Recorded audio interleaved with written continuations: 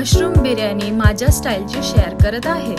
तर मी butter add केलेलं आहे, त्यात आपण ऑइल घालूयात आणि थोडेफार खडे मसाले, 4-5 हिरव्या मिरच्या, तळलेले कांदे,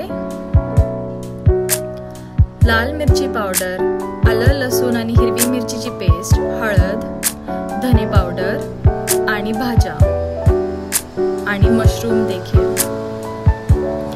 त्यानंतर चवीनुसार मीठ, दही फेटलेलं आणि त्याला हलवून घेऊयात आणि आता त्याला झाकून ठेवूयात।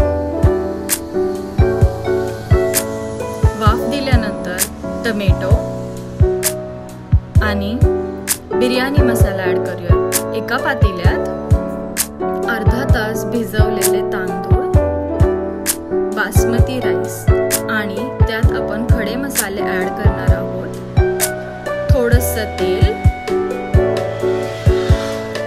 आणि चवीनुसार मीठ, त्यानंतर कोथिंबीर आणि पुदिना। याला आता उकळी येऊस्तोपर्यंत झाकून ठेवूयात आणि 70 ते 80% आपण भात शिजवून घेऊयात।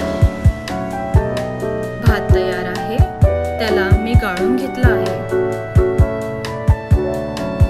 आता पुन्हा आपण ग्रेव्हीकडे येऊयात। त्यावरती मी कोथिंबीर आणि पुदिना घातला आहे।